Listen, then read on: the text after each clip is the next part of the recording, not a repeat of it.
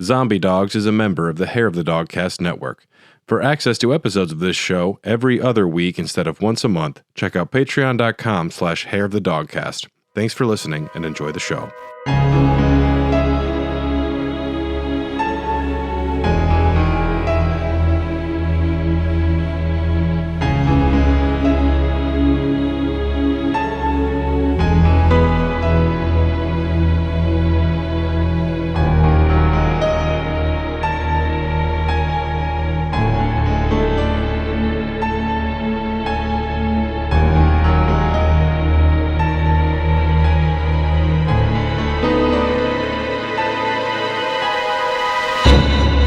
Zombie Dogs.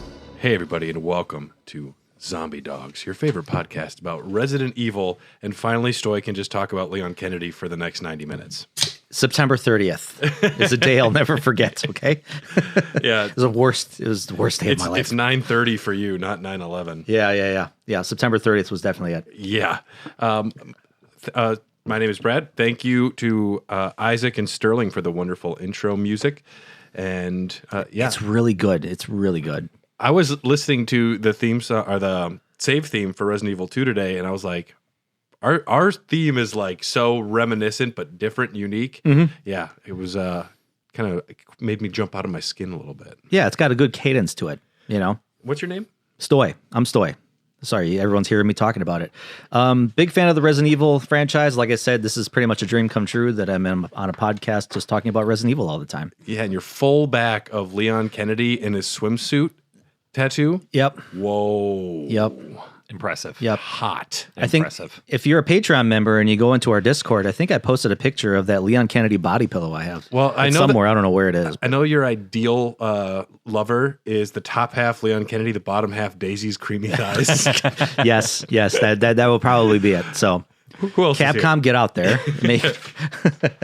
We need that crossover. Yeah, right. We need that crossover to happen now. And my name's Tyler, and I'm wondering who's building these fucking buildings. They got so many puzzles and shit going on. Who's doing it? It's an art museum. Is it the same guy? It's an art museum. And for some reason, that guy in the sewers just loves chess, and they let him... Loves chess so much.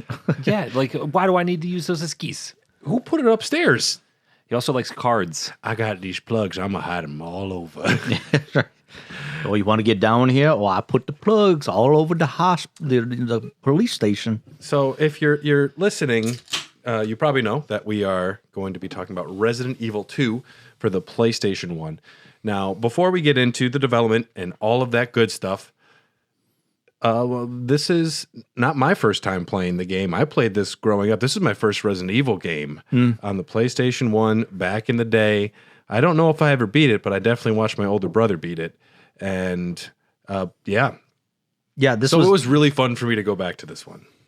Yeah, this was definitely I was in high school when this came out, and a good friend of mine and I, we were so excited for it. We went to, it was called Funko-Land at the time. Funko-Land. Went and bought our copies, and then basically slept over. He slept over at my house. I remember that you slept night. Over at his house. Eventually, like the next night, because we kept playing. But, you know, the oddest thing was, like, we didn't have, like, my family growing up, we never had snacks in the house. Like, we just never had chips, cookies, nothing like that.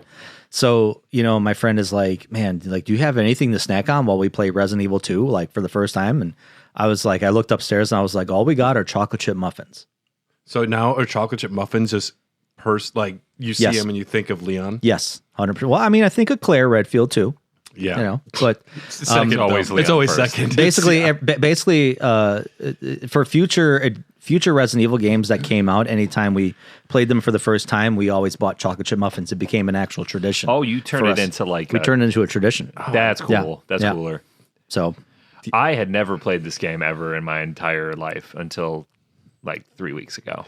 I'm enjoying this experiment with you, Tyler, because you were not brought up on the tank controls, which is different for us because we were there. Yeah, we were there. Yeah, I hate them. Yeah, it did not age well. This went way smoother than the first one. Way smoother. I think playing the first one and then playing this one immediately, I'm like, I'm a quick study, but I didn't find the tank controls to really bother me all that much in this one. It's only when there's like the fast moving enemies, like the dogs or those stalker things, that really piss me off. Once we get through Remake and Code Veronica, you're going to be like totally fine with it.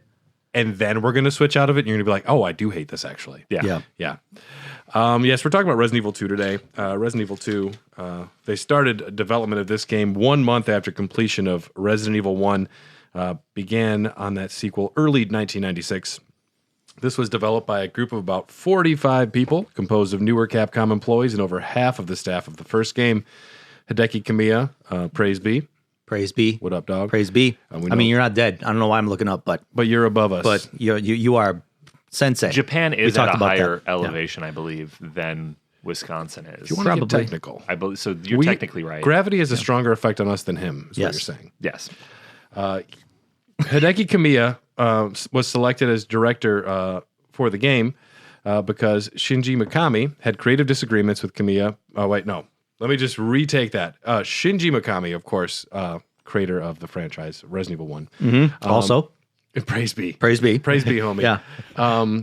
Mikami decided he didn't want to necessarily run this one. He's like, I'll be the producer. And he chose Hideki Kamiya, who was kind of like this dark horse, younger guy on the creative side. And he even told him, he's like, you are either going to just fail spectacularly or you're going to make the greatest game ever.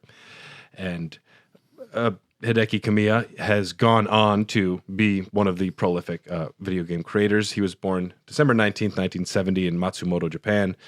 Always loved video games and monster movies. My dude, I could drink beers with you. If you ever want, hit me up. Inspired by games like A Link to the Past and Gradius, favorite action game is Castlevania. He began his career at Capcom in 1994 as a planner for Resident Evil 1. Can you imagine just starting your video game career on Resident Evil? I mean, no one knew at the time, but he would go on to direct Resident Evil 2, Devil May Cry, Beautiful Joe, Okami, and Bayonetta. Dude, that's a resume. That is a resume. Pedigree right yes. there. Yeah. That is high quality breeding stock right there. That's a pedigree. That's good. Yes. Women are lining up at the door. I also, he is notorious for anyone who just mildly annoys him on Twitter, he blocks. He has like 18,000 people blocked on Twitter. Yeah. Love this guy. Love it. I love this guy. Mm-hmm. I was listening to a YouTuber talk about the game. He's like, I don't even know how it happened, but he blocked me at some point. It's a badge of honor. Yeah. And initially Mikami and Kamiya had creative disagreements before realizing that Mikami realized, I'm going to step back and kind of just let the man cook. Resident Evil 2 was originally scheduled for a May 1997 release. So I would have been just a wee little baby at this point. I'm almost in kindergarten. We're getting so close. I had turned 16. Anyway. Features that were being... I remember back in the day. Back in the day, we were reading this magazines. We called them zines. Yep, zines. See, I don't even know the slang for zines, magazines. Zines, there was a nude code for Tomb Raider, they said. Yeah, and Dead or Alive beach volleyball. April Fools. Got us all. Features that were being experimented with included a large amount of zombies on screen, made possible via lower polygon counts, and the ability of monsters to mutate over time. Both the game's pre-rendered backgrounds and the outfits of the main characters could be altered based on the story events and what items the characters equipped, which immediately from the first one, the look at this one is very The Crow, especially right after the explosion. I like it less now. Yeah, I knew you'd hate that. I hate The Crow. Oh, I really like the grungy look of this game with like the parts of like when you're walking, for instance, in the first part of the game and you have all the cop cars and the buses and stuff. And like, you can tell that they're just like plaster on the screen, but it looks so dope. Yep. Now, originally though, the look of this game was very different. Mm-hmm. Yeah.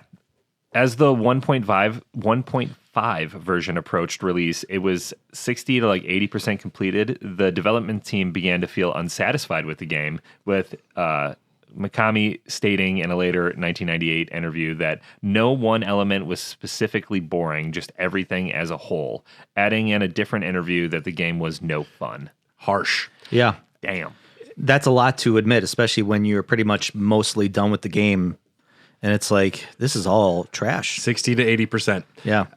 I know, one of the issues that they had was that it was very bright, and they're like, this looks kind of more action gamey and less like that horror feel of the first game. And I think they had to try and find a balance to kind of bring them together. The 1.5 was just a whole different thing. Yeah, I remember seeing early gameplay footage of this. And I know you can go on YouTube and look it up, but a lot of open areas, a lot of bigger open areas, which I think took a lot of the claustrophobia out of Resident Evil. Yeah. Because, you're in a big city, so there's going to be like big sidewalks and big streets and big open area buildings. But, you still need that claustrophobia that was quintessential Resident Evil at the time. Mm-hmm. And it's weird too, because it's like, I feel like that 60 to 80% done is like when you start to get a vision of the final project and you can start to imagine what it's going to look like polished, is a lot of times where it's like you need to whip a shitty and like fix shit, or it's getting you're to the going to point put where out a turd. You have to do it now. Yeah. Because it's going to take a long time to get back there. So, and that was a tough thing that they realized. I mean, good foresight at the time, because I would argue that this was probably the best decision they could have made. The Raccoon police station, which is featured heavily in the game, was heavily inspired by the 1976 film Assault on Precinct 13, was seen as visually uninteresting compared to the Spencer Mansion, and was redesigned based on photographic references that the team was told off for taking. So the original station looked more modern and less gothic. I like the gothic. Yeah. It needs to be dark. It needs to be spooky. Yeah. You can't have a Resident Evil game. Like, I think the city should be really grimy and dirty and like to the point where it's like almost unbelievable. Yeah. Suspend my belief. What, please. the police station was a former art museum, for crying out loud? I mean, Additionally, the low polygon counts that I mentioned before caused the zombies to not really be that scary, despite having more of them on screen, which is interesting because I feel like having more of them on screen would be cooler because of the tank controls making combat just difficult enough. But then I get what they're saying. You're at the forefront of the PlayStation, like graphics here. You need to make it look scary. And they still do get a lot more zombies on screen than the first game. yeah, they do. I mean, and you're right. Like, there needs to be a lot of zombies shuffling your way in claustrophobic, small, tight areas. Like, I remember in that one of those first scenes where, like, Leon's in the alley by the basketball court, and it's like a bunch of them just bust that door down, and it's like you're talking like 4 of them shuffling down this small little pathway to you. I mean, that's, and you're like, go left, go right. I can't dodge this. Like, I gotta take them out. You do the juke. You walk a little bit left, and they go, Yep. and then you go right. They go, Oh, sucker. He's so fast. I do have a special beer that I brought back from Gatlinburg Brewing Company in Tennessee. This was a gold medal winner at the Great American Beer Festival, if you're into awards, even though it's kind of a jerk-off fest. This is Don't Feed the Bears. This is a Good advice. brown porter. Brown porter. Brown porter? Yes, in a beautiful black can. Very crisp for a porter. I like it. You're not wrong. It is a little crisper, but Yeah. The whole porter and stout thing is a little tenuous at best. What happened to that original story, Stoy? So the team did not enjoy the lack of a link to the previous game. So they brought in Nobuo Shigemura, then a professional scriptwriter, as a consultant. He advised them to restart development to remedy the issues. Nobuo Shigemura was a writer for Super Sentai and other well-known TV series. He also went on to write for Resident Evil Code Veronica and Resident Evil Zero, Dino Crisis 2 and 3, as well as Onimusha Warlords. I think it was a very good thing that they brought this guy in. Yeah. The original characters not having as much of a link to our previous heroes. You want your world building, and you don't. It doesn't need to be number 2 same characters, but you want it to feel related. Yeah, exactly. Which I wonder if he was the guy that maybe brought in, like, hey, instead of like Elza Walker, who was like an unknown at the time, like, why don't we bring in Clair Redfield? Yeah. Yep. So good on him. He was initially hired to perform rewrites to improve it, but requested he simply just do an entirely new story from scratch. That's some nice big energy coming. Reading the script, he's like, I got to change everything. Hey, we're gonna give you 2 weeks of work. He's like, fuck that, dude. I'm doing this whole thing. I'm working the next year. Yeah. Like, throwing it in the trash. Deal. Yeah. All right, cool. Well, it paid off. Leon Scott Kennedy is much the same, but he is instead of defending the police station when the game opens. At some point, Ada, Marvin, and he escaped through the sewers. Leon's original name was Grant Bittman. Yeah, that doesn't roll off the tongue. Yeah, Japanese I'm developers, nerdy square dude. Like, come on, yeah, Japanese developers coming up with American names is always kind of funny. Grant Bittman. Yeah, Bittman. I don't think I would have liked this game if his name was Grant Bittman. I mean, Leon Scott Kennedy just rolls off the tongue so nice. The other character though, Elza Walker. I'm like, I could fuck with that. I could fuck with Elza Walker, yeah. So, Ada's name was originally Linda. Linda. She's still a double agent. No, Linda. Yeah. Linda, hey. Linda wouldn't do that. Yeah. Linda wouldn't do something like that. I've known her for 2 hours. We're best friends. Best friends. She said so. She's still a double agent working with Umbrella. Elza Walker, who we mentioned before, was the other character that was going to be opposite of Leon Kennedy. She was a college student returning to Raccoon City after a holiday. John, who was another character, a supporting civilian character who you find in a cell he locked himself in. Roy. Bold move, Cotton. Yep. Bold move. Yes. What if everybody dies? He has the key. I got it right here, Then officer. He's stuck in the basement of this jail with full of zombies. He's safe. He's safe. As long as you bring enough Funyuns and a couple cases. Yeah, he could actually have a pretty good time. Have a Yeah, pretty right. good I'm just time. going to wait for all this to blow over. Until fucking Mr. X bounces through the fucking back. Right. Roy, a friend of John's who helps you find him. He is infected and needs to be shot by John. Oh. Sherry Birkin, much the same. Elza, John, and Sherry all escape together, which is nice. Both stories featured Annette and William Birkin. Brian Irons, the chief of the police department, would aid in Leon's story. And we got the complete opposite later. Yeah. Other differences, Leon was supposed to have hand grenades. That's interesting. I'm a fan of that. When did we get? I don't think we got hand grenades in the series until. God, I don't know. I don't know. 4? Yeah, That's you're my right. guess. 4. Yeah, 4. Yeah. Okay. Which is a bold guess for me because I've never played 3. So No, I We got think you're right. we got Molotov cocktails in Code Veronica, did we not? Yes, we did. Okay, we're is that technically a grenade? Though? I don't think so. I believe it is just classified as a throwable. I think Yes. you're right. But Yeah. we're in the field. All right. The game's first delay, announced in February 1997, pushed the release date back to August, adding to the confusion amongst fans as well as the legendary status of the game. A promotional video from the 1997 E3 used footage spliced together from both 1.5 and an initial build of 2, causing fans to believe a third version of the game existed. The Japanese release of the Director's Cut DualShock version included a bonus disc containing clips of cut content, such as a burning laboratory, fights with zombie apes, Be Still My Heart, and a human spider hybrid. Yeah. I saw Madam Web. Yeah.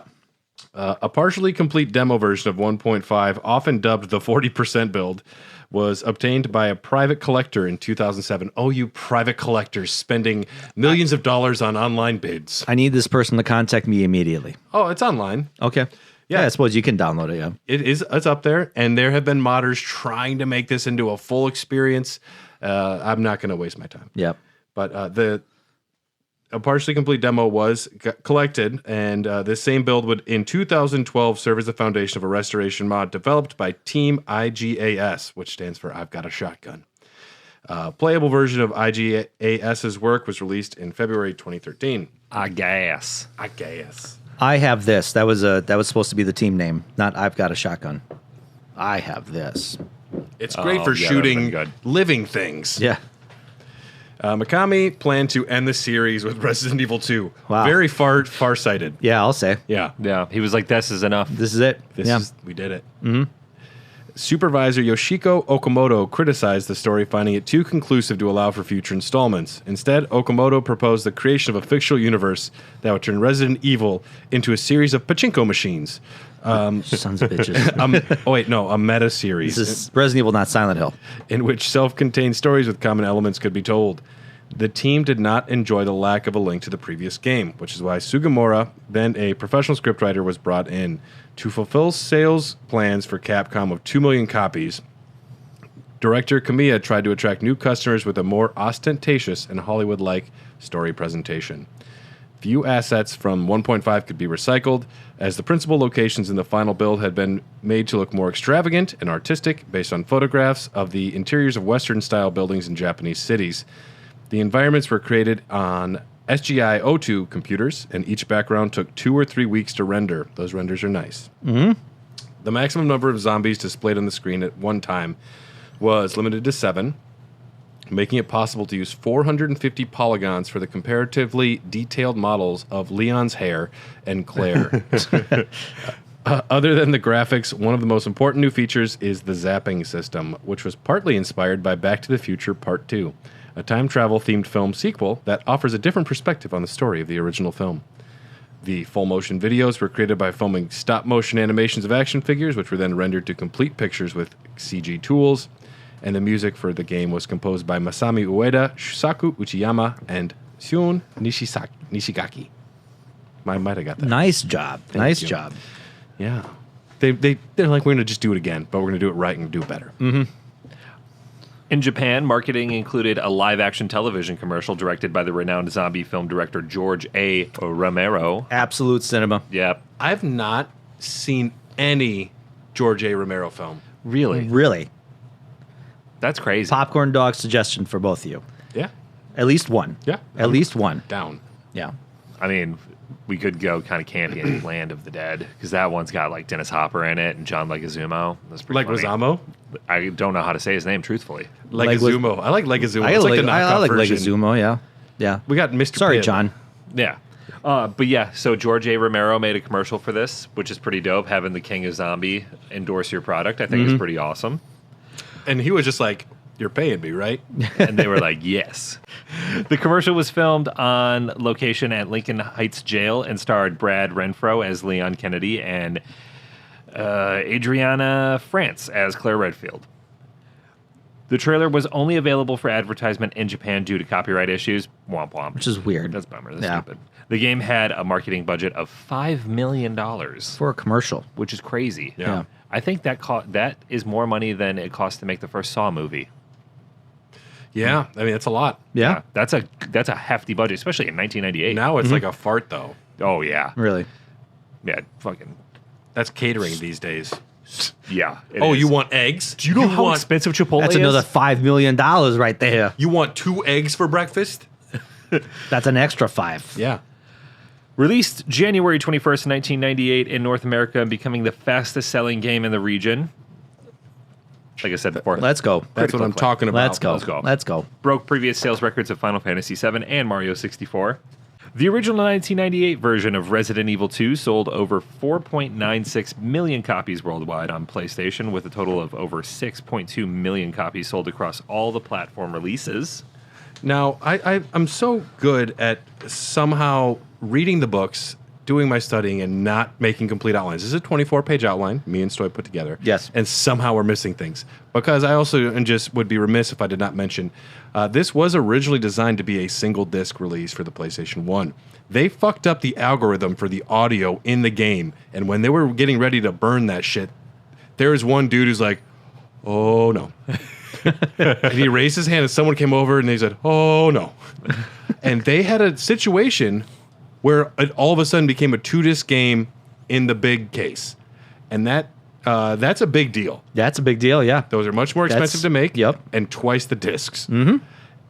Which also, I think, is really fucking cool. Because when you see a 2-disc game on the PS1, you're like, oh, hell yeah. I'm I'm fucking in for it. Yep. Epic adventure. Yep. Yeah, but they totally fucked up somehow. And they just like, all right, split them up.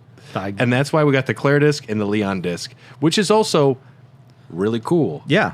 Honestly, it made sense at the time because it's like you're getting 2 campaigns. I mean, 4 campaigns total, technically. 2 campaigns on each disc. And that's why when Resident Evil 3 came out on 1 disc, I was like, wow, that's stupid. This game's going to suck. Oh, wow, am I a baby again? Yeah. That's cool that that's the way they split it. I didn't know they split it. It was because of a major fuck up, though. Oh, yeah. Yeah, that I didn't know actually either. Yeah. And I like those big PlayStation 1 cases. Mm-hmm. They're fun. Yep. I even have one game, Sweet Coden, which is just 1 disc, but it's in the big case. I'm like, who you joking with, you fuckers? I know what you're up to. Throw a bunch of manuals in there. Yeah. Other versions that existed for this is the DualShock version, released August 6, 1998. Added DualShock vibration and analog control functions. Duh. It's crazy to think called about the DualShock version. Yeah. We're spoiled these days to like think about games like this that didn't have analog sticks. Yeah, like that PlayStation 1 controller without the analog sticks looks naked. Yeah, it really does. Feels tiny. Yeah, Yeah. it's very cheap. Trying to play Crash Bandicoot on it feels wrong. The DualShock version had Extreme Battle, an unlockable mini game. Somebody put that out as the first idea for the name of the thing. Like, what do we call it? Like Extreme Battle? They're like, Yes, sign Fine. it. Print it. Yeah. don't call it. Sounds good in English. Don't call it survival mode or something. What is Extreme Battle? Is it like Mercenaries? We're going to talk about that at the end of the Resident Evil 2 discussion. Okay. It also had Rookie Mode for your boy, for me. It was made for me. Did you play Rookie Mode? No, I played Easy. Is that Rookie Mode? Yeah.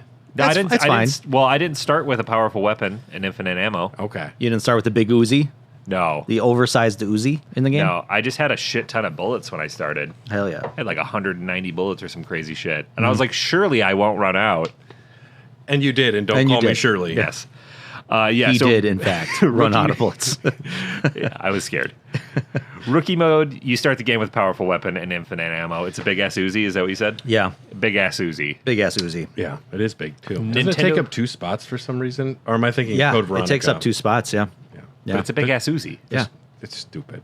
How big is your It Uzi, really dude? is. Like, it's massive. Like, that's an Uzi. Why is he two-handing They it? call it a submachine gun in the game. Yeah.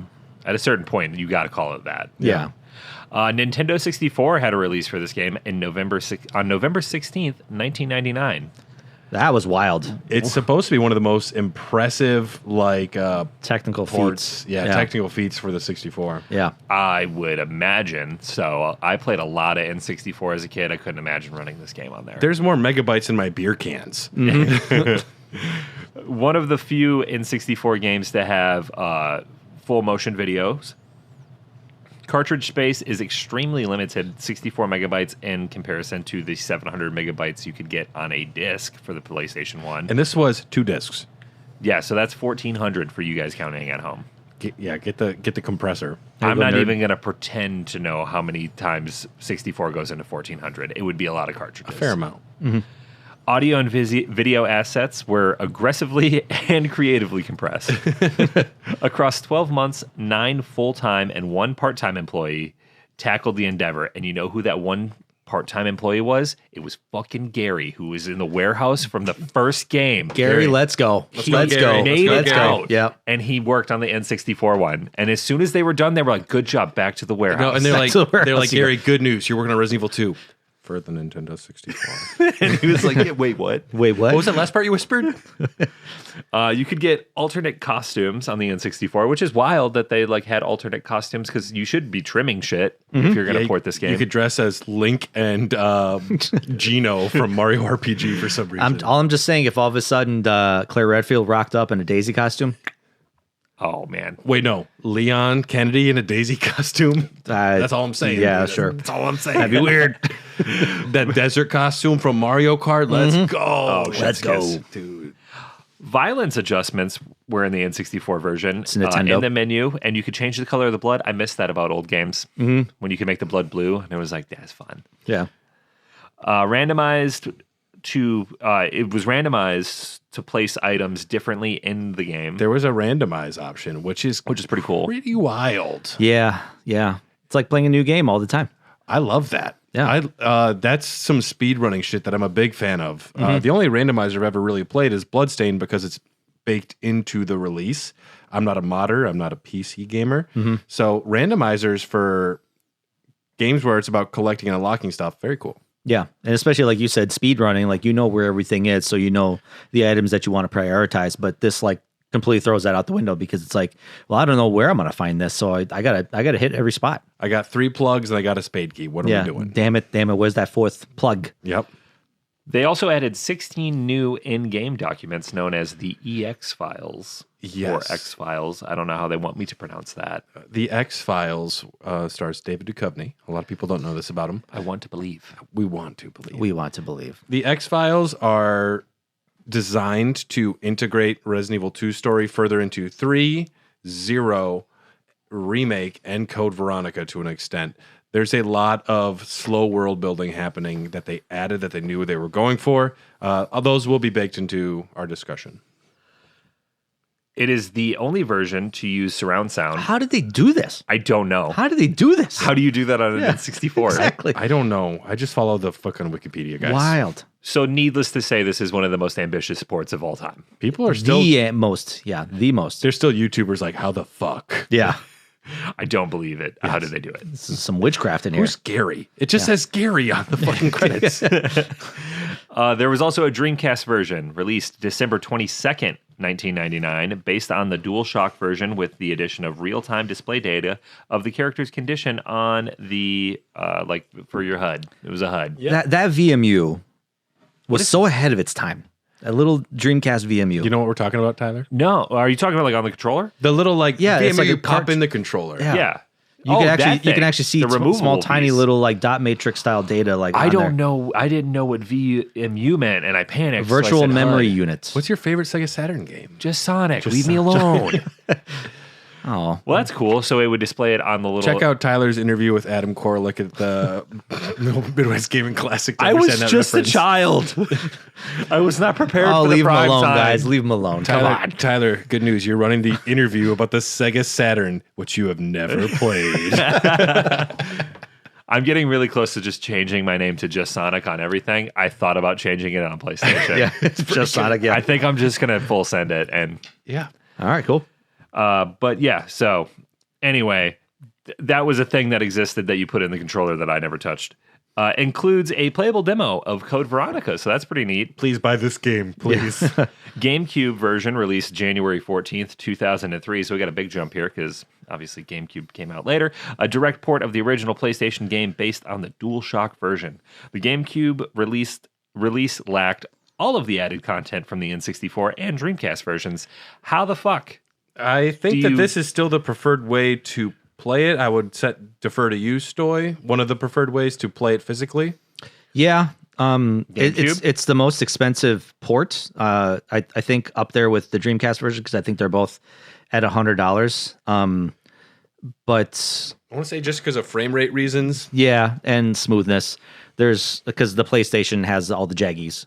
The Nintendo 64 had the blur. This doesn't have any of those. Yeah. So Interesting. yes, the I'm- PC version of this actually is so weird because the character models and animations are so crisp and so bright, but the backgrounds are so muddy. It is so weird to play Yeah. the PC version.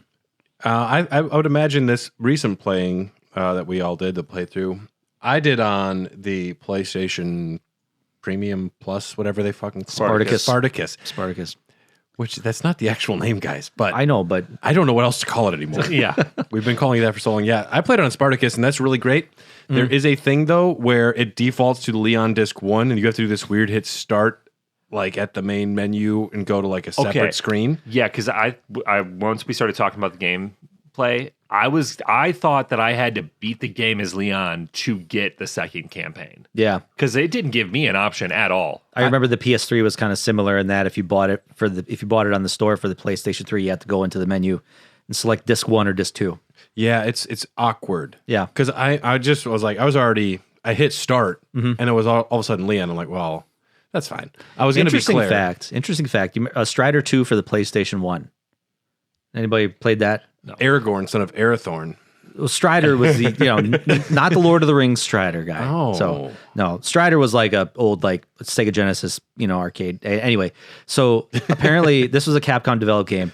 It was on 2 discs. One was supposed to be the old version of Strider from the Sega Genesis, and the other one was supposed to be the new Strider that they made for the PlayStation.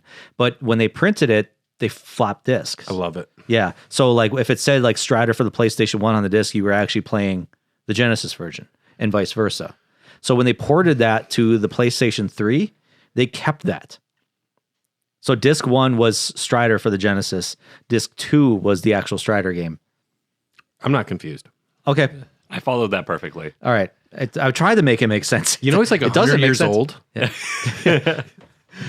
Could you imagine though popping in disc 1? You're like, this is not right. This is not what I paid for. That happened to me. I was like, wait a minute. Did they package the wrong game? Did they give me the wrong game? So I popped in the other disc, I think just like willy-nilly, and I was like, oh, this was a mistake. It happened to everybody, though, I think.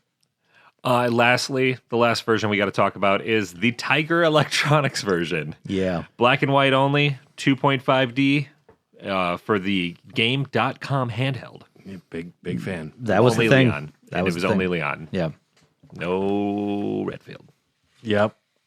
So For all the Gamecom heads out there, I would know there's 10 of you. all 5 or 10 of you. Yeah, there's literally 5s of you.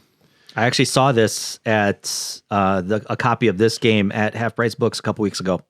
Of the Gamecom? Of the game, not the actual Gamecom, Half but price books by my house? yeah, I like that one. yeah. So they had the game there for like $80.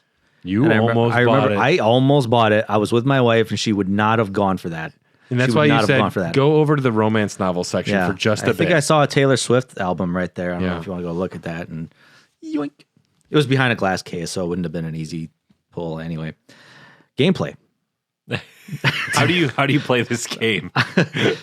Anyway, gameplay. You have health, like the normal EKG monitor that we know all too well from the first game. There are weapons in this game. You know what we're doing, right? Yeah, everyone starts with a handgun. Claire admittedly doesn't get one until she opens up the glove box in the cop car.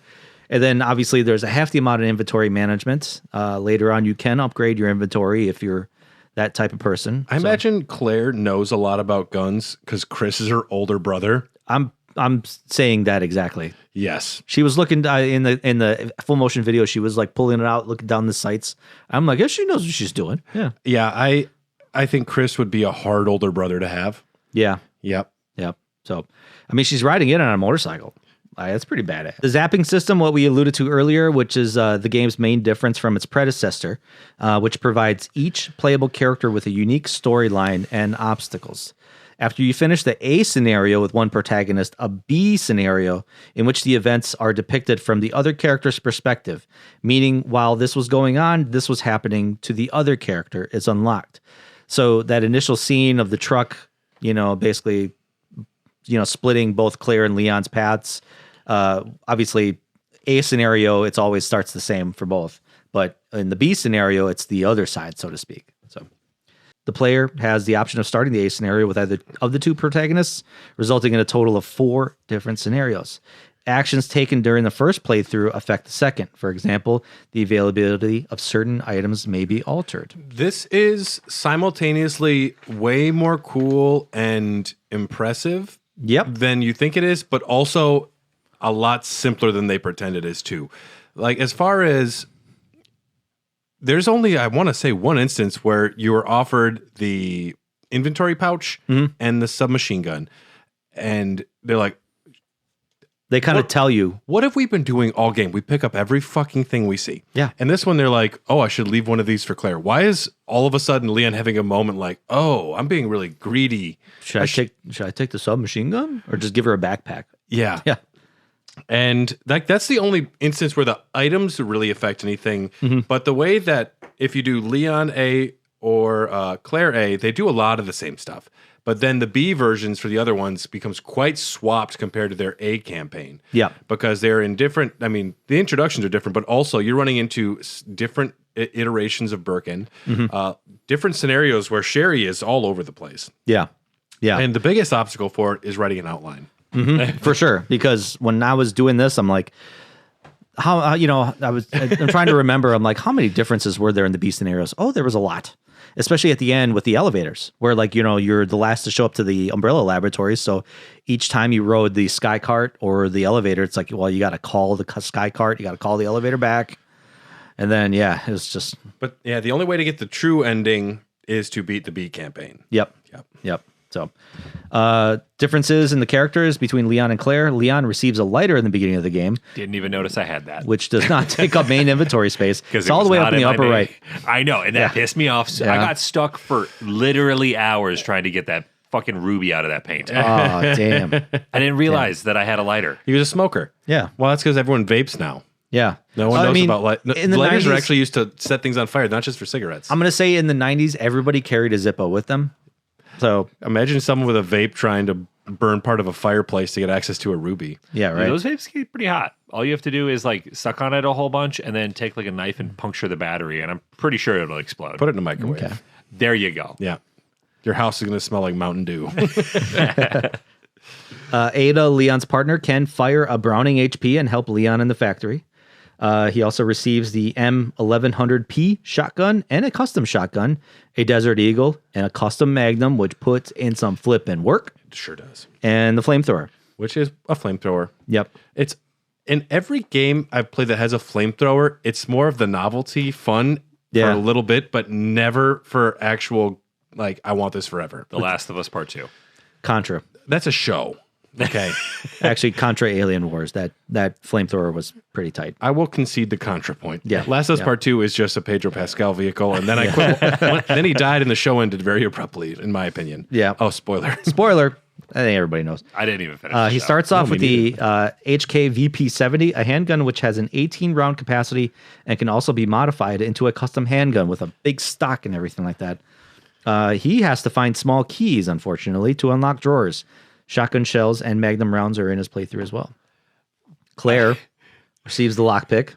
Yeah, because she went to lockpick school with She Jill. went to unlocking school. What do ladies do? What's their thing? They have lockpicks. They unlock. Dainty fingers are easy for getting into the lock. They don't even need metal. They just stick the I'm nails just in there. saying things go missing when they come over. That's what I'm saying. Whereas Leon and Chris look at drawers and they're like, how do I open this? And they start banging on it.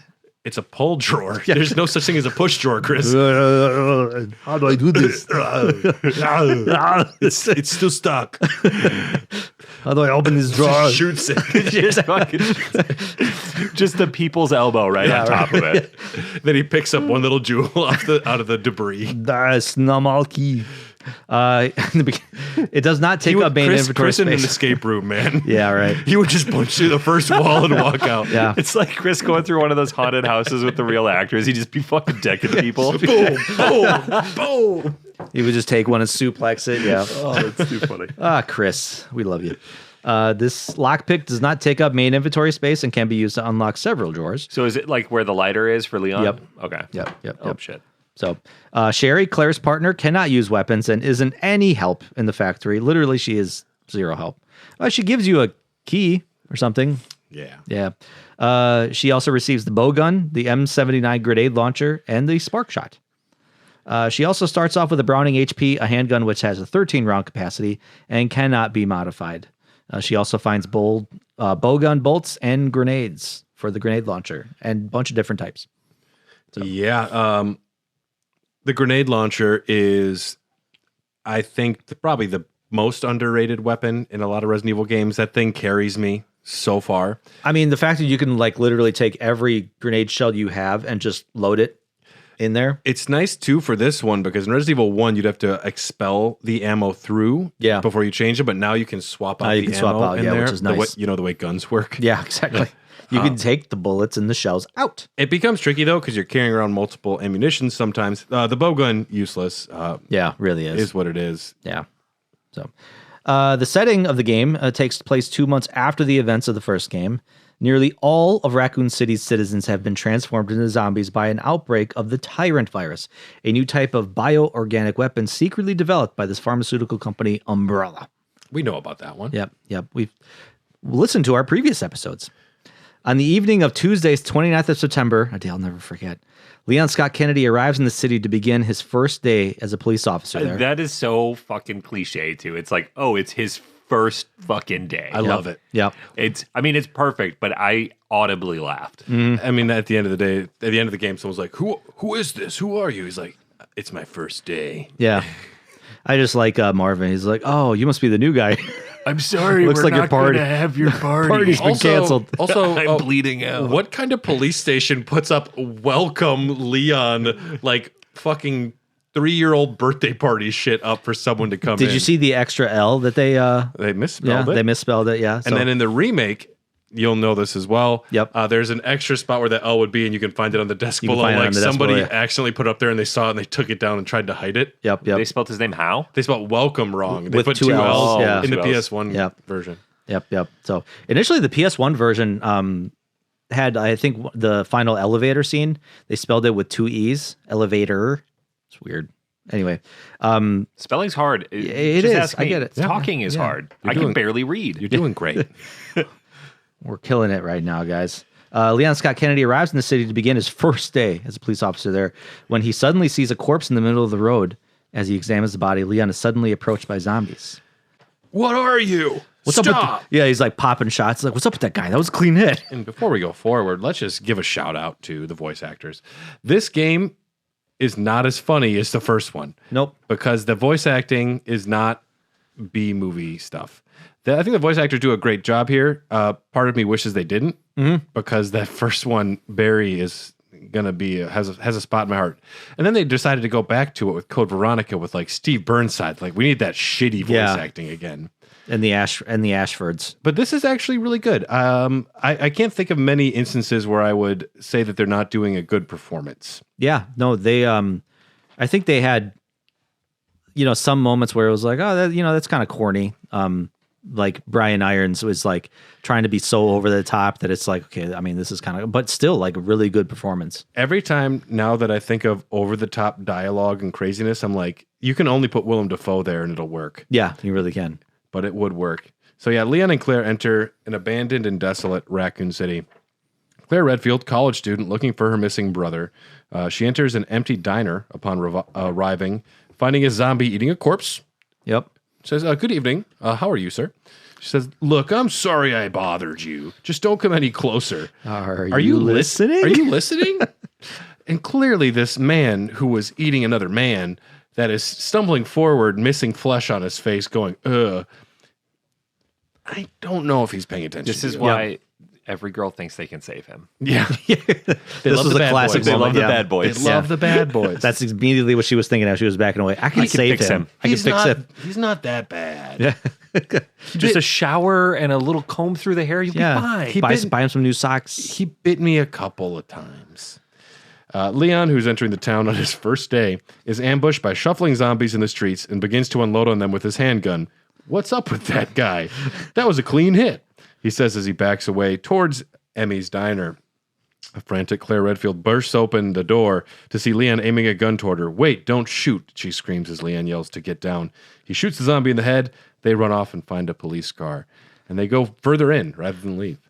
That was a decision. Yeah, that was. Well, he's got to get to his party. Yeah. It's like very important. There's a party. There's for chocolate chip muffins, they said. The ice cream cake will melt. Exactly. We got to go there now. That's one thing about Leon. Immediately he comes in and he's like, it doesn't matter if I'm the last police officer. I am a police officer. My job is to protect. Yep. And I'm going to protect. Now, he doesn't do that by shooting every citizen he sees, only the zombies. That's a distinction between him and the other cops you might know. You just got to, if you're like taking notes at home, Yeah. pros and cons, do's and don'ts. He sees Claire, not a zombie, doesn't shoot her. Sees a zombie, shoots him. He's very good. Yep. They run off, find a police car. Claire asks Leon, you're a cop, right? What gave it away, sister? Exactly. There's the big police uniform. It says RPD right on my chest. Shouldn't it be RCPD? It should be. It should be. I can't stand the RPD thing. Now, Can't stand it. A zombie emerges from the backseat, causing Leon to crash the car. And as you had mentioned before, Stoy, depending on how you play, the car crashes different ways or spins that will separate our characters. The zombie flies out the windshield, but they are forced to abandon the car before a zombie trucker crashes a semi into it, forcing Leon and Claire to find the RPD separately. The two are separated, and they call out to each other. Leon, not caring for Claire's well-being, he responds with, I'm okay. Just head to the police station. I'll meet you there. Special note, when he sees Ada Wong, he's like, we should mate. Yeah. Yeah. I mean, we should just stick together. He is smitten. Claire, he runs into multiple times like, all right, see ya. There's two of you in this zombie-filled station. All right, well, bye. I think the first thing that we should do is split up. Yeah, right. My dude. Split up, look for any survivors, and get out. I have to protect people. Leave me alone. Go do your thing. Fun fact, a DeLorean car is seen on the street here. That's the second Back to the Future reference we've made this episode. It won't be the last. Really? That's Oh, exciting. boy. Now, Leon starts with the HK VP70 handgun, a smaller handgun that uses 9mm parabellum rounds, capable of holding 18 at a time. This is Leon's standard sidearm and is effective against some of the weaker enemies of the game. The combat knife, for This is useless. if you're desperate, Yeah. just die then. Yeah. And a lighter. The Clair has the Browning HP, which is the standard issue RPD handgun that uses 9mm rounds as well. Decent weapon, 13 rounds at a time, and a lockpick. If you're playing on easy mode, you'll have the 120 handgun bullets, while rookie mode players will find the Mac 11 submachine gun, Gatling gun, and rocket launcher in their inventory. So I was wrong. It wasn't 190 bullets. It was 120. When I saw my You're inventory close. for the first time, I was like, hell yeah. What you saw was infinite ammo in your mind that lasted 10 zombies. It did not last long. Yeah. So then we're going to go to the Kendo gun shop. That's what's next. That's where you're heading. The gun shop is owned by Robert Kendo, the Japanese-American owner of the gun shop, close friend of Barry Burton. Fuck yeah, dude. If you're friends with Barry, You're good. You're friends good. with You're me, good. man. Yeah, exactly. Creates custom guns for Barry and other STARS members. So this guy's legit. Yeah. He loves his guns. Yeah. Yeah. Robert Kendo creates custom guns for Barry and other STARS members. So this guy is fucking cool. Guy knows his stuff. Oh, Yeah, gee. good. Yeah. Kendo holds up Leon or Claire as they enter the gun shop. Kendo calls Claire babe and darling during the encounter, which is weird since he doesn't call Leon babe or anything cute whatsoever. Hey, what's up, sugar muffin? Exactly. How'd you fit in those pants, dude? Exactly. How'd you fit in those pants, dude? Dude, your hump is popping. Let me bro. see them calves, Leon. Come on. Is that your dick? Damn, I didn't know How dudes did could this- drag a wagon like that. Is that a third leg you got, or what's happening there? I'm yours, I mean. Robert. I can make you a handgun or an erection. I don't know, whatever's first. I'll make you an honest man. Oh, man. Is that your dick? Hey, no carry-ins. Exactly. Hey, check that at the door. I'm going to have to pat you down. You can find Robert's note. Tyler's crying. You can find Robert's note. How could this have happened to Barry? Town's been overrun by zombies and has literally become a nightmare on Earth. As you know, my concern for this town is as great as your Who own. talks like this? Yeah. I have waited for your arrival on the assumption you were still in the area, but the threat of my shop being overwhelmed by zombies has become too great. I've already distributed the majority of weapons and ammo to the town's survivors, including the Raging Bull you special ordered. I hope you understand, given the circumstances.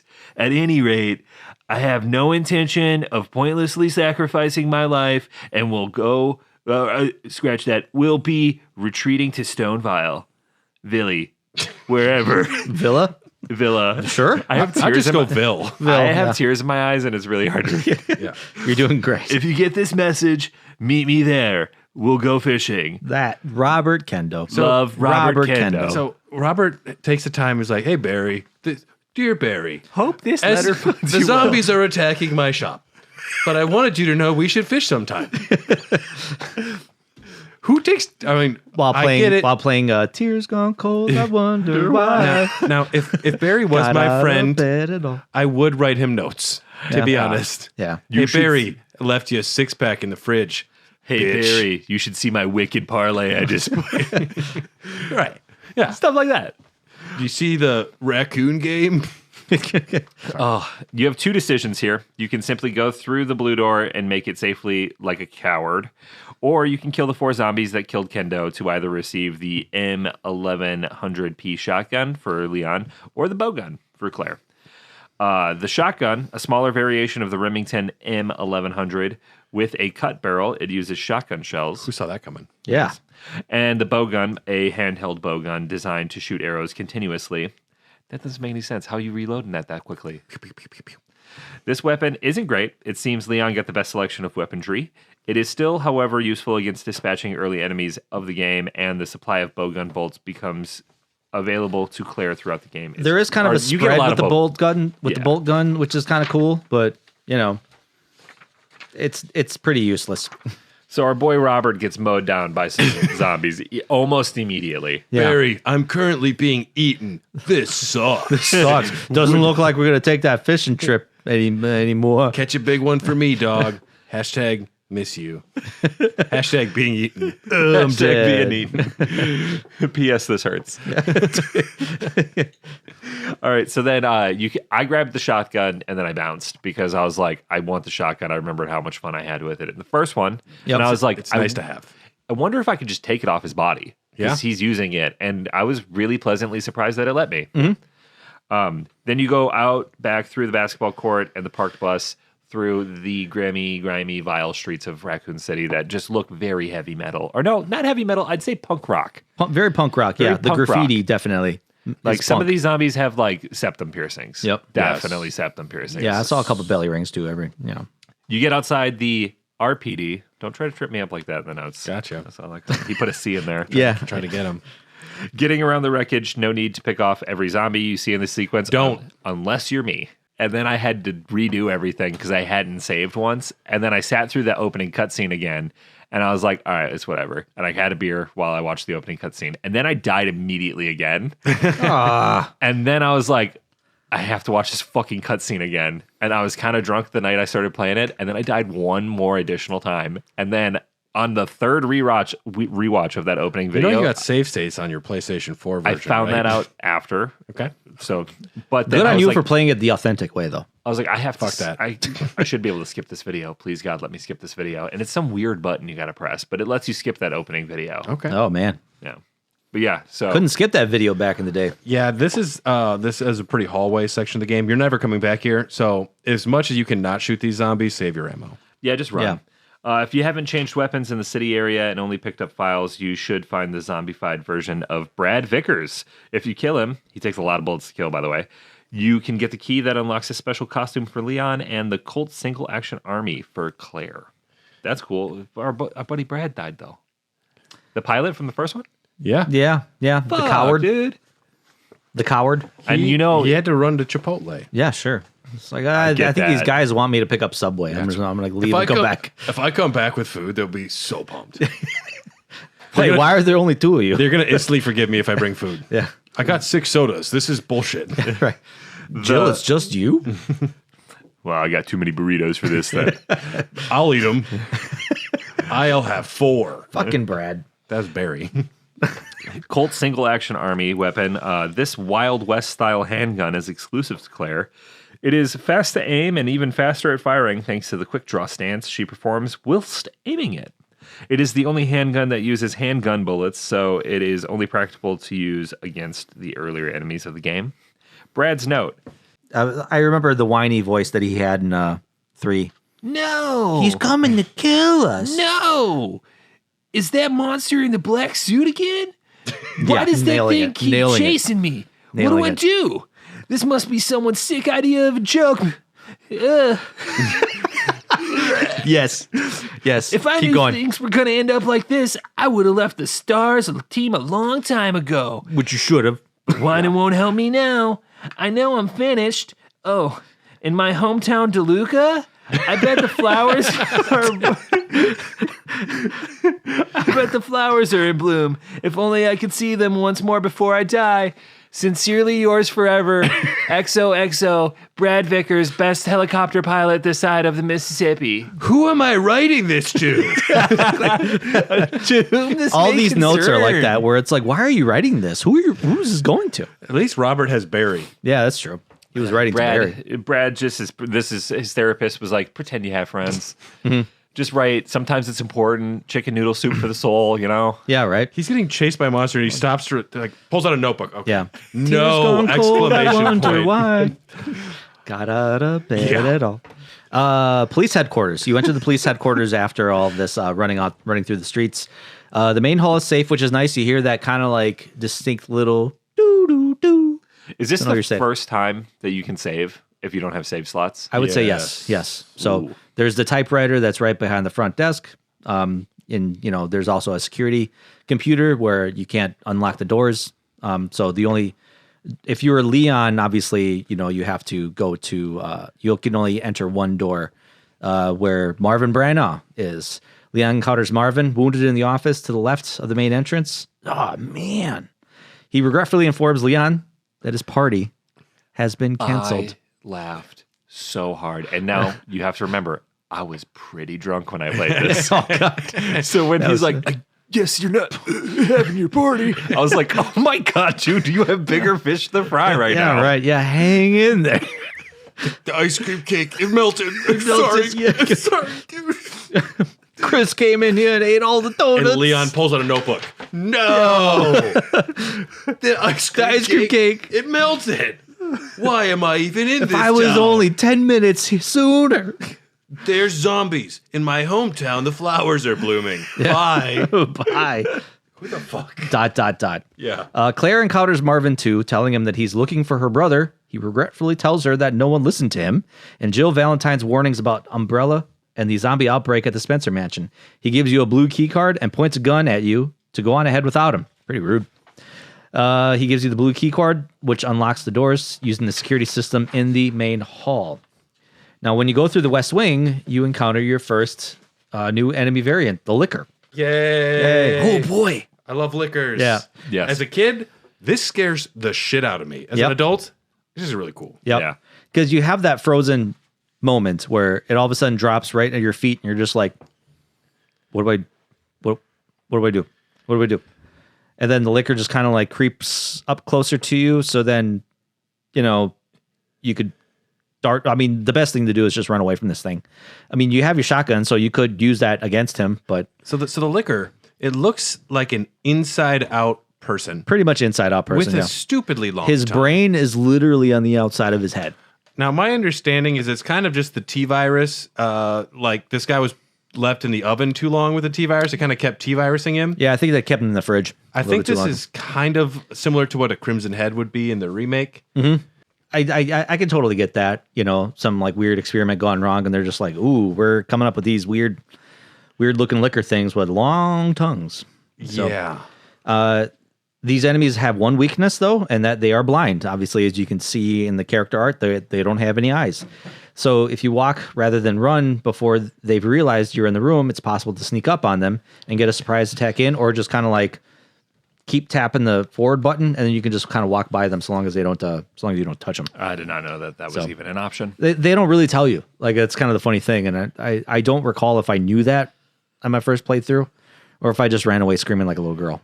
So Yeah. they are best tackled with either the shotgun or the grenade launcher, obviously. So hopefully you grab the shotgun or crossbow to deal with this thing. It can one hit kill you if it lunges at you. You hear that little whine, and then it jumps at you. It can lop your head off pretty quickly.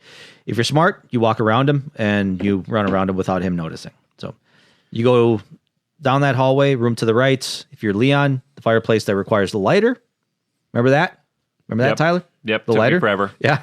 You have a lighter. It's like a naked woman being hanged or something, isn't it? Something Yeah, weird, some guy, I think it was like, masochistic looking thing. it was like some, I think a criminal or something like that was being hanged or something like that, whatever. And this is when we need to just call out the police station a little bit. Yeah. Because this is a police station that used to be an art museum. Yep. This does not describe what's in this building. I've worked in an art museum. I've been to art museums, many of them. They don't have fireplaces, most of them. In back rooms, yeah. Especially. It's very baffling. There's no bathrooms. Most art museums do have a bathroom.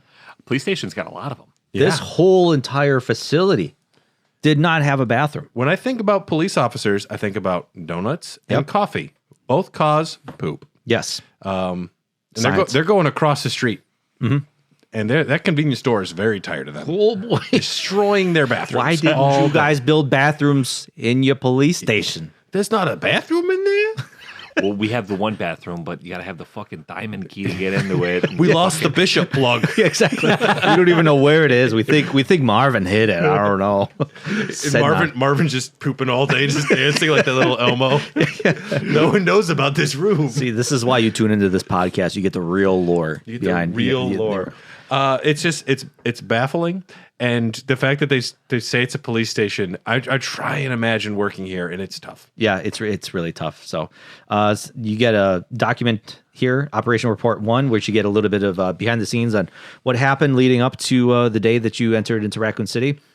The Raccoons. Because something happened, and you know what I just realized is like every hallway you go down is dilapidated and run down and grimy and gross. Yep. Either this all happened very fast, but they were still going to have a party. Yeah. Like, they should be cleaning shit up. There's broken glass everywhere. There's, like, flipped over tables. Well, that's part of the zombie thing. Before then, though, I think this was also poorly kept. I think so. Yes. So they were think it was planning for derelict. Leon's party 3 days before his first day. That's pretty nice when you think about it. Why'd you put it up already? Yeah, right. Did you guys put it up after And the you s- outbreak? And you spelled it wrong, Linda. Honestly, I'm sitting here like dumbfounded. I never thought of that. Yeah. So the Raccoon City Police Department was unexpectedly attacked by zombies. Who would have thought? Many have been injured. Even more were killed. During the attack, our communications equipment was destroyed, and we no longer have contact with the outside world. Foreshadowing. We have decided to carry out an operation with the intent of rescuing any possible survivors, as well as to prevent this disaster from spreading beyond Raccoon City. As soon as we are done with the ice cream cake. So does that ice cream? We killed that ice cream. You didn't put it in the fridge? We gotta eat it now. It's not in the fridge? Yeah, you know, somebody's last moments in their life in this game was spelling welcome wrong. It was the last thing they did. Yeah. Oh, that poor guy. Fuck. Shit. I put the ladder away. I put the ladder. That's great, but who are the chefs? Chief Irons has voiced concern regarding the issue of terrorism due to a series of recent unresolved incidents. On the very day before the zombies attack, he made the decision to relocate all weapons to scattered intervals throughout the building as a temporary measure to prevent their possible seizure. Now, this is great. God. This is great thinking. Yeah, this guy's this. We're going to make guy sure people deserves to don't be the take these weapons by height, just throwing them on random spots all around the building. Yep. Unfortunately, It's a solid plan. yeah, it's gonna work. Okay, I know about plans. They say I'm the best planner. It's great plans. It's a great plan. It's a great plan. We're I gonna thought put of this myself. Take all the bullets, just throw them in random rooms. Yeah. Unfortunately, this decision to make it extremely difficult for us to locate all ammunition caches, it has become our top priority to recover these scattered munitions. Why'd we do that? Why? He said it was a good idea. Okay. I still find Easter eggs from 2 years ago. Like, sucks.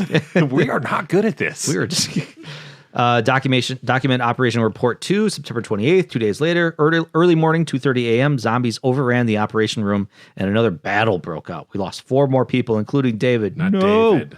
Not David. He's the one that found all the scattered munitions. We're down to 4 people, including myself. We failed to secure the weapons cache, and hope for our survival continues to diminish. We won't last much longer. We agreed upon a plan to escape through the sewer. There's a path leading from the precinct underground to the sewage disposal plant. We should be able to access the sewers through there. The only drawback is that there is no guarantee the sewage disposal plant is free of any possible dangers. We know our chances in the sewers are slim, but anything would be better than simply waiting here to die. I agree with you. True. In order to buy more time, we locked the only door leading to the underground, which is located in the eastern office. We left the key behind in the western office. It's unlikely that any of those creatures have the intelligence to find it and unlock the door. You didn't bring the key? We just left it in the east wing. I didn't have the rook plug. Yeah. I couldn't grab it. Why do you got to make this so hard? And Which one Marvin- of you guys has the spade key? Which one of Marvin's you been- guys has it? Marvin's in the bathroom still. I know there's a fucking bathroom in this building. Marvin's the only one that knows. I pray that this operation report will be helpful to whoever may find it. Continuing forward, you will find a save room with a dark room in the back, which will be important for later. Only for one reason. I think there's another picture you can... No, there's only important for one reason. Only one reason. Up the stairs to the hallway are 2 statues that are both out of place for some reason. Push them back into place to find the other red jewel falling out of the statue's hand. Much like art museums. Yep, exactly. Yeah. Just a bunch of cheeky little boys just moving statues around. Yeah. Damn vandals. What were you going to say, Tyler? That puzzle pissed me off because I didn't see the discolored marks on the floor by the wall. So all I did was push them so they're looking directly at the statue. Always look for the pressure plates. And then I accidentally pushed one into the corner. Oh, no, and you have and to then I leave. had to leave and come back. It was the whole thing. Pushing puzzles. One of the worst part of Resident Evil. Especially with tank controls. My God. I still have PTSD from that box puzzle in the basement of RE1. You know, still have PTSD. Code from that. Veronica's got some nasty ones, too. Yes, it do. We find the Star's office. Probably the coolest room in the police station. Really is. Chris's desk has Chris's diary. August 8th. I talked to the chief today once again, but he refused to listen to me. I know for certain that Umbrella conducted T-virus research in that mansion. How can you be so certain? How are you certain, Chris? Anyone infected turns into a zombie. Are you sure? I seen it. Are you sure? I seen it. Oh, okay. But the entire mansion went up in that explosion jawbone off. along with any incriminating evidence. Since Umbrella employs so many people in this town, no one is willing to talk about the incident. It looks like I'm running out of options. August 17th. We've been receiving a lot of local reports about strange monsters appearing at random throughout the city. This must be the work of Umbrella. August 24th. With the help of Jill and Barry, I finally obtained information vital to this case. Umbrella has begun research on the new G virus, a variation of the original T virus. Haven't they done enough damage already? Well, We talked it over and we decided to fly to the main Umbrella headquarters in Europe. You're going to charge into a boardroom and point a finger? Or point a gun. We know shame. Chris is going to... Shame on you. Hi, how can we help you? Chris punches the receptionist.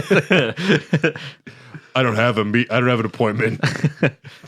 I won't tell my sister about this trip because doing so would put her in danger. Please forgive me, Claire. You have put her in danger by not telling her. Yep. She came to the city looking for you. There's zombies. Yep. You should have known your own sister. Chris has also hidden the unicorn medal on his desk. I was so stoked. You pick up the book, and then it's just like, oh, that's where that's at. I thought I was going to have to look for this for an hour. It's good to find things. I hate the puzzles in these games. I hate them. Yes. Yeah. They're not logical. No, they're most not. of them. No, and I have to 90% carry of around them. a fucking crank and a bunch of chess pieces, fucking chess piece butt plugs for how long? When you finally find the 4 butt statues and you see where the plugs all go. Yeah. I was like, fuck me, dude. Yeah. I carried that crank around for way too long. My favorite was the never waterfall puzzle where it's like, how do you turn this waterfall to enter this door? You got to find these 2 large coins and you got to put them in this machine to turn off the water. What? Who comes up with this? I like when I got the second ruby and I was like, how many of these motherfucking rubies am I going to find and what do they do? There's 2 spots in my inventory I could be using right now. Yeah. The problem I have with it is they're so illogical. I'm fine with some stupid bullshit, but when you find this key there and this plug there and that metal there with no real reasoning behind it, you're jumping through logic holes to try and figure out some way that it makes sense. When really you just got to keep your eyes open because if you miss something, you're going to backtrack through every fucking room to go look through everything again. Yep. And at Oh, least, look, this puzzle needs jewels. I got to go all the way back. Well, at least you don't have to go all the way back to the save room to get, And then you realize you've been holding a lighter for the past 5 hours. yeah, pissed. I was pissed. Jill's desk is here. Barry's desk is here. You open the drawer. There is a lot of empty beer cans in his drawer. Yeah. Smells bad. Barry's going through his shit. Rebecca's desk. You can find Rebecca's report here. On July 23rd, an MP vehicle was found in... Bear in mind, this is after 0. I was going to say, this is missing key information here. An MP vehicle was found inside the Arklay Mountains. Corpses of MP members and an unidentified body were found near the vehicle. According to the information from military authorities, the unidentified body was that as former ensign Billy Cohen, who was sentenced to the death penalty following a court-martial on July 22nd. While Cohen was on transfer via Navy MP escort, they must have experienced some sort of accident. The corpses were severely mauled, apparently torn apart by unidentified wild animals. The following day, we returned to the location to recover the bodies, but they were nowhere to be found. Military authorities have requested that we hand over Cohen's body as proof of his death, but due to the circumstances described above, it will be a difficult task to recover the corpse. I am requesting that this case be temporarily closed until further notice. Please, I didn't fight zombies somewhere. I didn't do anything before the mansion. Please, I have please. no idea what's happening. Billy isn't super hot and I'm not into him. Yeah. Please, believe me. Wesker's desk. I'm looking at you, Stoy, because you found this thing. I did find this thing. I found this thing. I had... So, I don't, but you knew about it. Yeah. Yeah, I don't know if Stoy knew about it. I mean, I knew about it, but, it's like, why 50 times? So, yeah, you go to Wesker's desk, and it says, nothing here or something like that or whatever. And it's like, hey, I'm going to hit it another 49 times. And then you find a roll of film. That means but also she posed for the picture. She did. So they were doing something. Yeah. Just her and Wesker hanging out, and he's just like, click. You run back to that dark room and you develop it. And it's a picture of Rebecca Chambers in some shorty shorts on the basketball court. Yep. Stretching. And fun fact, there's a pixelized picture on the wall on one of the tag boards, and it's a picture of the cast members from Back to the Future 3. Lot really of Back like to the that Future fucking references. series. Yeah. There's also a picture of Kobe and the Lakers. Really? Yep. Oh, what? Okay. Really? Yep. Oh. Kobe exists in Resident Evil. Kobe is officially Canon. canon in the It's- Resident Evil universe. The video I watched said it's not provable, but it is a picture of someone dunking in a purple and yellow jersey. So Brad couldn't have died then because he has to fly the helicopter with Kobe at some point. Oh, Segway. I don't know how you get out of that hole.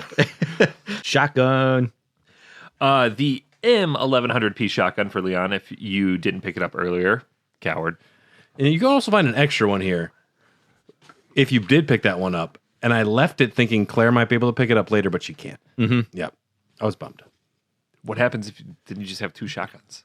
But you could just expel one, use all of the bullets, and then just toss it in your fucking container. Yeah. Oh, it comes with bullets. Your magical container that goes to every room that has a typewriter. Yes. Through some metaphysical nonsense. With the architecture of these buildings, I totally buy that they have like a railway system with magic boxes. 100%. Who ordered 20 typewriters?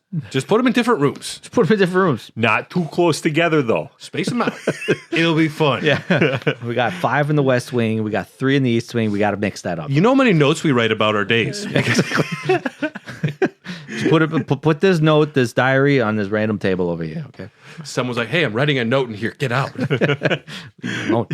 You can also find the M79 grenade launcher for Claire because hell yeah. Yeah, brother. There you go, big boom boom. Powerful grenade launcher that is exclusive to Claire and Claire alone, and is capable of firing several different types of rounds.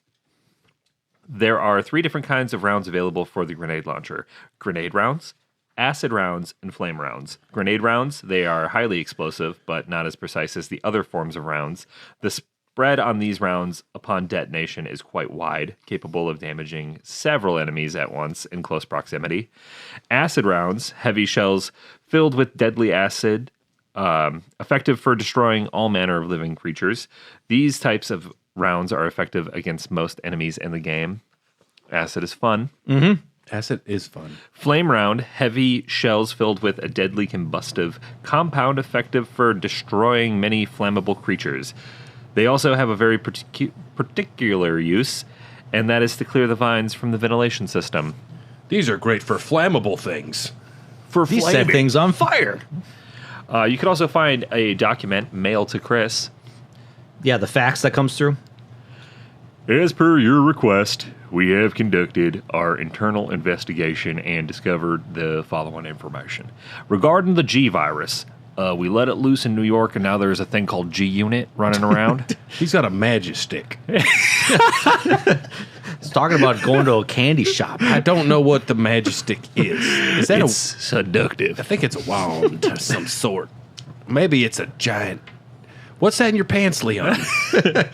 Regarding the G virus, currently under development by Umbrella Incorporated. So far, it is unconfirmed. Is that your dick? I'm sorry. What I call my dick the G virus? Is that what you're trying to say? Call it the D virus. Come on, guys. Ah, boy. So far, it is unconfirmed that the G virus even exists. We are continuing with our investigation. Regarding Mr. Brian Irons, the chief of the Raccoon City Police Department, Mr. Irons has allegedly received a large sum of funds and bribes from Umbrella Incorporated. Over the last 5 years, he was apparently involved in the cover-up of the Mansion lab case, along with several other incidents in which Umbrella Incorporated appears to have direct involvement. Mr. Irons has been arrested under suspicion of rape on Jesus Christ. Mr. It's hard to do silly voice now, he huh? had a rough youth. Let's just say that. Mr. And he Irons, said, I was in college. Mr. Irons has been arrested under suspicion of rape on 2 separate counts during his years as a university student. I knew it was a college thing. Yep. He underwent psychiatric evaluation as a result of the charges, but was released due to circumstantial evidence, as well as his phenomenal academic standing. Listen, she was wearing a short skirt. What was he supposed to do? And his parents had a lot of fucking money, probably. Yeah, probably. As such, extreme caution is advised when dealing with him, Jack Hamilton, section chief. So he sent that to Chris. So they're just like talking shit. Chris is gone. About a rapist. Chris is gone. If you're Leon, Claire enters the room and is relieved to see Claire's still among the living. After Leon says they won't find her brother here and gives her Chris's diary, It is agreed that they both should just split up because that's what you should do in every classic horror instance ever. Things are bad. Bye. See you later. Meet me at the RPD so I can say bye again. Yeah. I guess I'll see you at the exit sign in like 4 hours. Yeah. We'll just meet at a random underground laboratory later on, too. You're alive? Damn, I didn't think that was going to happen. All right, listen. Split up. Look for survivors. I got a girlfriend now. This is awkward. Exactly. Leon gives Claire a radio to stay in contact, but we know that no one listens to it, so he really just does nothing at this point. Return to the main hall and use the unicorn medal to retrieve the spade key. Yes. That drops out of the statue's water vase. Does that make sense? Of course, why not? Why not? Also, if you have to go to the East Wing, you need to find the unicorn medal to get the spade key that someone at the end of locking it. Did you put it back up in the water fountain? Because that's where we put things back where they damn it, belong. did Gary. you put the unicorn medal under Chris's diary? If we lose one of these items, we're fucked, okay? It breaks everything. It's a carefully Call in a meeting. careful sequence. There's a bathroom in this Someone building. call Chris, okay? It was supposed to be under his diary, and now it's not there. Chris, someone's like, Chris has a diary? You get The flowers are blooming at home. My mom makes good spaghetti. Hey, where's Marvin? He's in the bathroom still. So you get the spade key. The map. I use the map a lot. It's a good map. Yeah, it's a good map. The doors are color-coded to the fucking keys. Yeah. Hey. Oh my goodness. Hey, that guy, you were thinking, hey. And what color? At first, I was like, Come here, my man. I read online that they were color coded, and I was like, what color is the fucking spade? Like it's black or red. Yeah. There's a pink door. There's a teal door. There's a red door. There's yellow. It's the fucking head of the key. I figured that out almost by myself. Nice job. That's the only real logical puzzle in the game. Yeah, really. Yeah, truly it is. Also, really like, I don't think I fucked up by doing this, but I really like that you carry the key around, you use it, and then it's like, this key's done, discard, and I'm like, get the fuck out of here. I have 2 keys on my keychain now. I don't know what they do. I got them for work, and I'm afraid I'm going to need them at some point. I wish that last time I used it said, hey, fucking done with this guy. Yeah, you're done with this, yeah. Fucking done with Throw this it guy. away, like, all right, yeah, sure. If only real life was like that. You cranked this one thing in a fountain one time, and it says, you're done with me. Toss me away. See ya. Psych. So now Just that kidding, you need me again. you fucker, and then it Yeah, you grows gotta start legs the and game runs over away. again. need my 2 brothers, too. This fucking monster crank. It's like, damn it, I got to start the game over.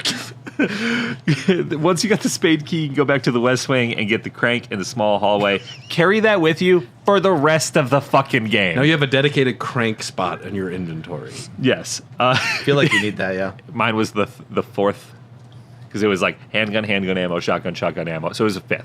Okay. Oh, no, 6, because I had the spade key on me at the same time. But anyway, you're going to go get the crank in the small hallway past the liquor hallway. I killed the liquor. If you don't kill the liquor, is he still there? Mm-hmm. So you're just going to run around that guy the whole game? Yeah, basically. Yeah.